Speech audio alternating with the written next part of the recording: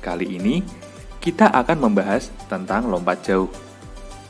Lompat jauh adalah jenis olahraga atletik yang membutuhkan kecepatan, ketangkasan, dan kekuatan seorang atlet untuk melompat sejauh mungkin dari titik lepas landas atau garis lompat, kemudian melayang di udara dan mendarat sejauh-jauhnya dalam bak pasir.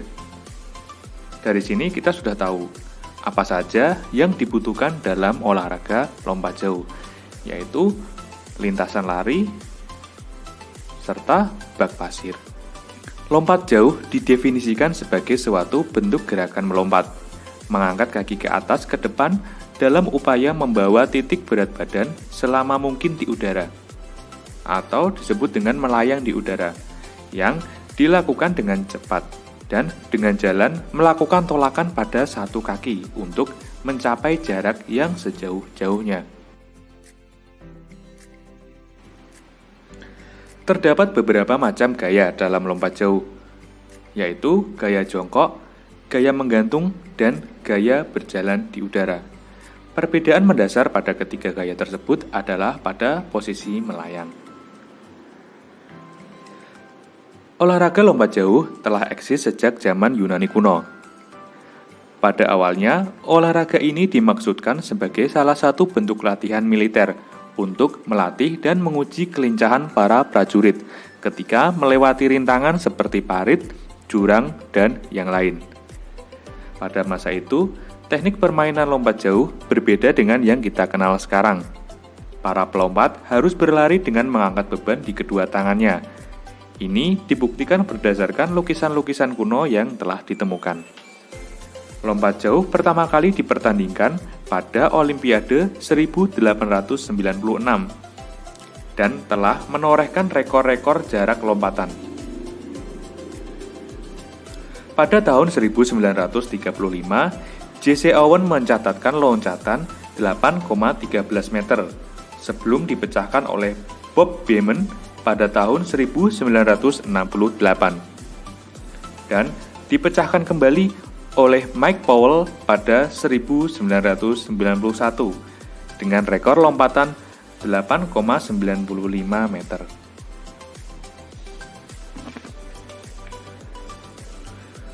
Lompat jauh mempunyai 4 fase gerakan, yaitu awalan, tolakan, melayang, dan mendarat.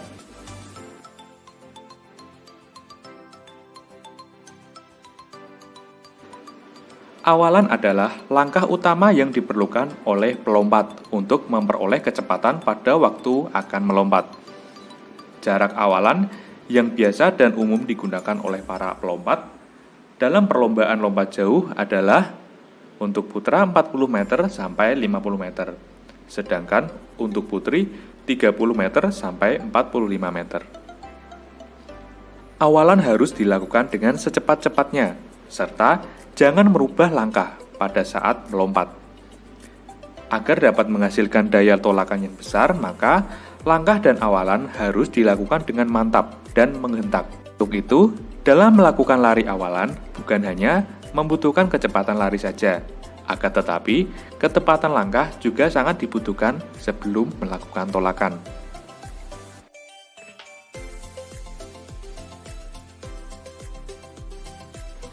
Tumpuan atau tolakan adalah gerakan menolak sekuat-kuatnya dengan kaki yang terkuat, yaitu meneruskan kecepatan horizontal ke kekuatan vertikal yang dilakukan secara cepat. Untuk membantu tolakan ke atas, lengan harus diayun ke atas dan kaki yang melangkah diayunkan setinggi mungkin. Cara bertumpu pada balok tumpuan harus dengan kuat. Tumit bertumpu terlebih dahulu, kemudian diteruskan dengan seluruh telapak kaki. Pandangan mata tetap lurus ke depan, agak ke atas.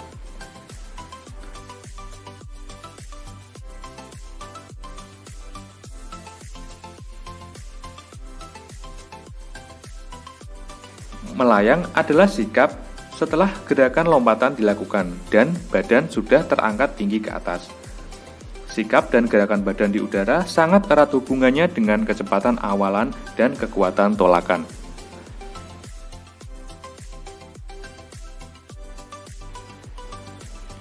Pada prinsipnya, sikap badan di udara bertujuan untuk berada selama mungkin di udara, menjaga keseimbangan tubuh, dan mempersiapkan pendaratan. Sehubungan dengan itu, diusahakan jangan sampai menimbulkan perlambatan dari kecepatan yang telah dicapai. Dengan demikian, tubuh akan melayang lebih lama. Pada teknik inilah perbedaan gaya dalam lompat jauh dapat dilihat. Selanjutnya adalah fase terakhir, yaitu mendarat. Mendarat adalah sikap jatuh dengan posisi kedua kaki menyentuh tanah secara bersama-sama, dengan lutut dibengkokkan dan mengeper, sehingga memungkinkan jatuhnya badan ke arah depan. Mendarat merupakan salah satu gerakan terakhir dari rangkaian gerakan lompat jauh. Sikap mendarat pada lompat jauh, baik untuk gaya jongkok, gaya menggantung maupun gaya berjalan di udara adalah relatif sama, yaitu pada waktu akan mendarat, kedua kaki dibawa ke depan lurus dengan cara mengangkat paha ke atas, badan dibungkukkan ke depan, kedua tangan ke depan, kemudian mendarat dengan kedua tumit terlebih dahulu dan mengeper. Beberapa gaya dalam lompat jauh, seperti yang sudah dijelaskan di depan, ada gaya jongkok, atau sering juga disebut gaya ortodok. Yang kedua adalah gaya menggantung, atau disebut sniper. Yang ketiga adalah gaya berjalan di udara, atau walking in the air. Seperti yang telah dijelaskan, perbedaan gaya dalam lompat jauh terlihat pada fase melayang. Pada gaya jongkok, saat melayang kedua kaki sedikit ditekuk, sehingga posisi badan berada dalam sikap jongkok. Keadaan ini supaya dapat dipertahankan sebelum melakukan pendaratan. Sedangkan untuk gaya menggantung, pada saat melayang, kaki diayun dan diangkat ke depan. Kaki tolak selepas dari tanah diayunkan kembali ke depan bersamaan atau sejajar dengan kaki ayun. Sikap badan dibusungkan ke depan atau melenting ke belakang. Lengan diayunkan ke atas belakang. Kepala tetap berada posisi menengadah. Pada gaya berjalan di udara ini, gerakan yang dilakukan sesuai dengan namanya, yaitu seolah-olah melakukan gerakan berjalan. Dengan melakukan sikap berjalan di udara, kedua kaki saling bergantian mengayuh di udara. Sebelum kaki mendarat, upayakan berada dalam posisi di udara selama mungkin agar menghasilkan lompatan yang maksimal.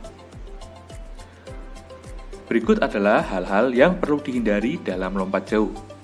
Yang pertama, memperpendek atau memperpanjang langkah terakhir sebelum melompat. Berawal dari tumit dengan kecepatan yang tidak memadai. Badan miring jauh ke depan atau ke belakang. Fase yang tidak seimbang.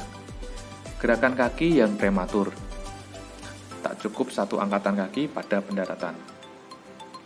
Satu kaki turun mendahului kaki lain saat mendarat.